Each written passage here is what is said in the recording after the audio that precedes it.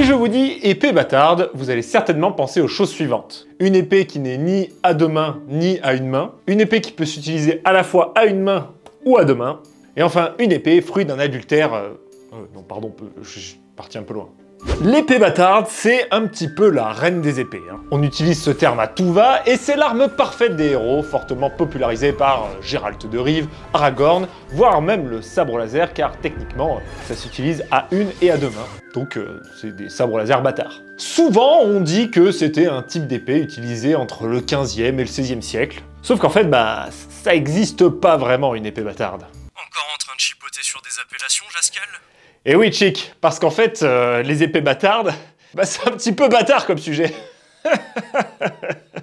Je vais arrêter ma carrière. Mais alors, si ça n'existe pas spécialement, pourquoi c'est un terme aussi répandu et qui s'est totalement inscrit dans nos représentations modernes? Il n'est pas rare que même au sein des pratiquants d'AMHE, ce terme soit utilisé. Et d'ailleurs, en parlant d'arts martiaux historiques européens, laissez-moi vous présenter le partenaire du jour, que vous connaissez certainement déjà, Black Armory. Black Armory, pour ceux qui découvrent, c'est une boutique française spécialisée dans la vente de matériel d'arts martiaux historiques européens, AMHE pour les intimes. Et ils m'ont offert leur toute nouvelle gamme de gants de combat, les Gabriel Gloves. Ah oui, non, faut peut-être que j'y sorte du sac pour que ça vaille le coup.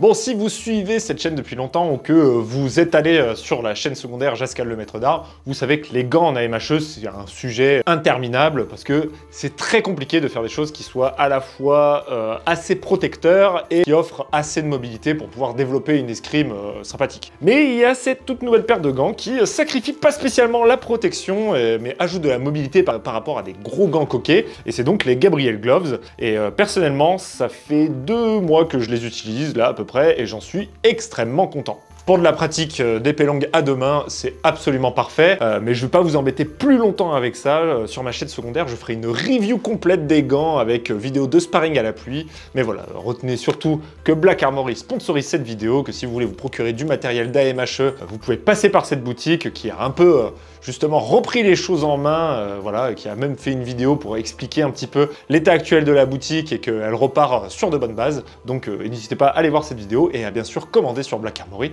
si vous voulez vous mettre aux arts martiaux historiques européens. Et on en était où, nous?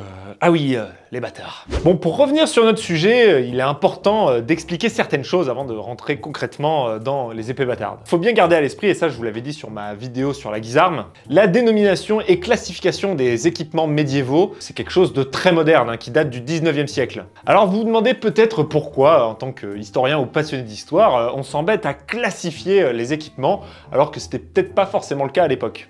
Parce que t'aimes bien mettre des étiquettes partout. Non.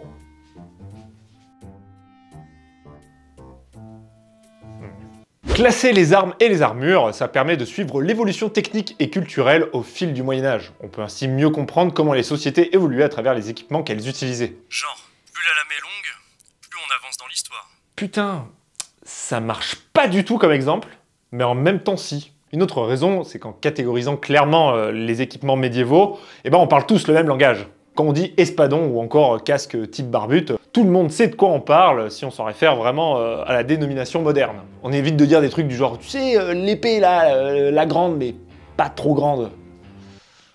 Ce sera un peu long.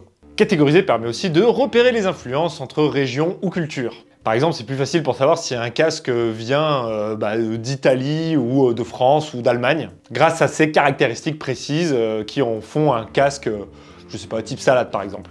Et enfin, classer clairement les équipements, ça permet de faciliter la transmission de connaissances, exactement ce que je fais sur cette chaîne. Quand vous expliquez l'histoire médiévale à quelqu'un, avoir des catégories simples et compréhensibles rend le tout plus accessible. Et par exemple, moi, c'est pratique pour faire des vidéos avec des titres accrocheurs. Mais attention, même si catégoriser, c'est très pratique, il faut pas oublier que la réalité historique, c'est souvent plus complexe, et c'est d'ailleurs le sujet un peu du jour finalement. L'histoire est complexe et pleine de nuances. C'est vrai pour les événements historiques évidemment, mais ça l'est également pour les équipements. Et surtout, ça peut créer des énormes raccourcis et des filiations entre armes alors qu'il n'y en a pas spécialement. Type, on est beaucoup à penser que la hallebarde, c'est une évolution de la hache, alors que pas du tout, c'est plutôt une évolution de la lance. Et du coup, on confond souvent hallebarde et hache d'armes, alors que les deux armes n'ont rien à voir dans le contexte d'utilisation et même dans l'évolution, c'est pas du tout la même branche. Et d'ailleurs, je sais même pas si finalement on peut parler de branche. En gros, c'est bien d'avoir des cases, mais faut pas oublier de les ouvrir de temps en temps.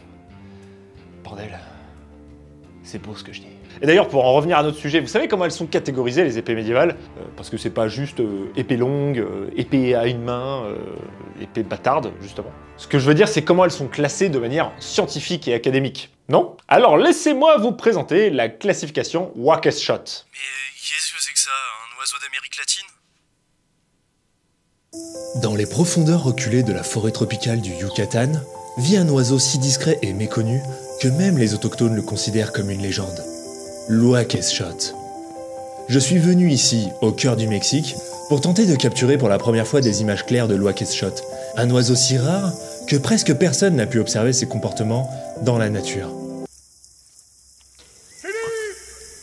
Ah, c'est son cri. Il n'est pas loin. Ouais, c'est vrai que ça le fait. Plus sérieusement, la typologie Waukesha est un système de classification des épées médiévales européennes créé par le collectionneur passionné des armes Ewart Waukesha. J'aime me battre. Cette classification est très pratique parce qu'elle permet aux historiens, collectionneurs et passionnés d'identifier clairement les différentes formes d'épées utilisées entre le 11e et le 16e siècle. Waukesha, en fait, il a cherché à établir une typologie plus ou moins précise, basée principalement sur la forme des lames et leurs caractéristiques comme la forme de la garde, la longueur de la fusée ou la gueule du pommeau. La typologie Waukesha regroupe les épées médiévales en 13 grandes catégories principales identifiées par des chiffres romains allant de 10 à 22. Et certains, si ce n'est la plupart, possèdent des sous-catégories allant de A jusqu'à C. Et Waukesha, il a également créé une typologie séparée pour les gardes et les pommeaux. Ces éléments permettent d'affiner l'identification des épées historiques. Si jamais ça vous intéresse, je vous parlerai de chaque épée de la classification de Waukesha, peut-être sous forme de short, je pense que ce sera plus simple comme ça. Ceci dit, tout ce que tu nous racontes n'aide pas vraiment sur le sujet de l'épée bâtarde. Oui, on va y venir, mais je pense que c'était important d'établir vraiment le contexte. Alors ce qu'il faut savoir, c'est que le terme épée bâtarde à l'époque, ça n'a jamais été utilisé pour désigner un type d'épée en particulier. Mais du coup, pourquoi on dit ça? Eh bien, on ne sait pas vraiment, mais l'origine viendrait de la France. Cocorico. La première fois qu'on parle d'une épée dite bâtarde, c'est dans le roman Pantagruel. En fait, à un moment, il y a un personnage qui trouve une épée qui semble avoir une origine totalement inconnue. Elle n'a aucune marque de forgeron et sa morphologie est relativement atypique. Les personnages, ne pouvant déterminer son origine, qualifient cette épée de bâtarde. Mais pas du tout parce qu'elle est utilisable à une main ou à deux mains, juste parce qu'elle a une origine inconnue. Parce que oui, le terme bâtard à l'époque, c'était pas pour parler d'un truc entre deux os. C'était vraiment pour qualifier quelque chose ou quelqu'un avec une origine un peu floue, on va dire. Après attention, ça ne veut pas dire qu'il n'a pas existé des épées pouvant s'utiliser à une ou à deux mains. En réalité, au Moyen-Âge, les termes comme grande épée, épée longue ou épée à deux mains, c'était utilisé plutôt de manière interchangeable, sans qu'on ait de preuves claires que ces armes étaient fondamentalement différentes pour les gens de l'époque. Je mets de côté les grandes épées à deux mains, type Montante de Zweihander, parce que c'est complètement autre chose. Et en fait, ces distinctions précises que nous utilisons aujourd'hui pour les épées, bah ça vient de la pop culture moderne, ça je l'ai dit en introduction. Romans, cinéma et surtout jeux vidéo, où il est important de bien identifier les différents types d'armes pour que les joueurs s'y retrouvent.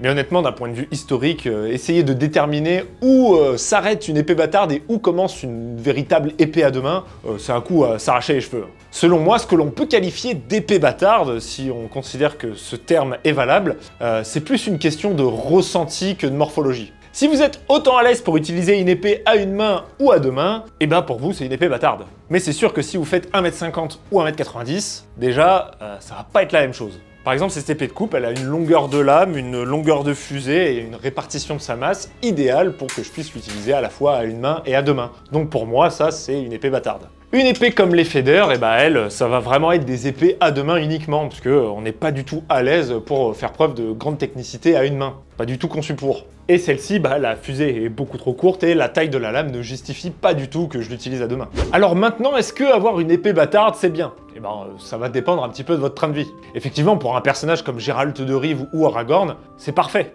Ils sont amenés à rencontrer des adversaires aux morphologies variées, que ce soit des monstres ou des humains, donc du coup une épée bâtarde leur permet de s'adapter à peu près toutes les situations. Ils peuvent potentiellement se munir d'un bouclier avec ou une autre petite arme si besoin, c'est plutôt idéal. Et dans un contexte plus réel, c'est idéal pour un baroudeur de type mercenaire, si il avait le droit d'avoir une épée, parce que bon, c'était pas aussi simple que ça. Et seconde question, est-ce qu'on a des exemples historiques et concrets d'utilisation d'épées bâtardes? Eh bien, on peut considérer que Fiore dei Liberi, dans sa section sur l'épée longue, eh ben, parfois il utilise un peu une épée bâtarde. Déjà, les épées longues de Fiore, elles sont un petit peu plus courtes que les épées longues qu'on retrouve dans les exemples germaniques, donc ça peut rentrer vraiment là-dedans. et il présente pas mal de situations, souvent de lutte quand même, où il manipule son épée avec une seule main pour frapper après avoir contrôlé la lame ou les bras adverses. Et j'imagine que s'il présente ça, c'est que son épée est facilement utilisable à une main, surtout en situation de lutte où t'as vraiment besoin d'être à l'aise quoi. Donc si on fait un énorme raccourci, un petit peu risqué je l'avoue, on peut dire que Fioré présente un traité d'épée bâtarde,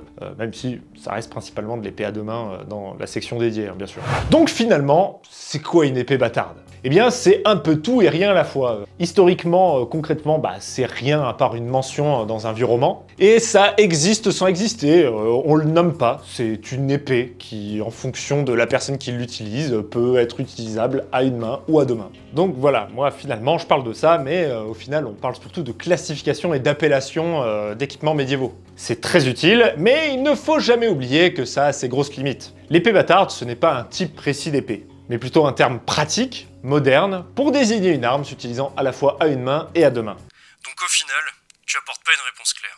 Voilà, comme d'habitude. Bon ok, vous voulez une réponse plus précise? Je vais vous donner une réponse plus précise. La plupart de ce qu'on appelle actuellement des épées bâtardes entrent dans les classes 18B et 18C de la catégorie Wackest Shot. Donc du coup, si quelqu'un vous dit « ouais, utiliser une épée bâtarde », vous pouvez lui répondre « tu veux plutôt dire la 18B Wackest Shot ?» ou la 18C peut-être. Voilà, si vous voulez passer pour un gros puriste arrogant, c'est idéal. Donc voilà, vous m'avez forcé à vous répondre. Je suis pas sûr que ça satisfasse tout le monde, mais moi c'est la réponse que je vous donne. Les épées bâtardes, c'est les épées 18B et 18C. Voilà, démerdez-vous avec ça. Bon, en tout cas, j'espère vous avoir un petit peu éclairci sur ce sujet un peu bâtard. Ouais, non, faut que j'arrête.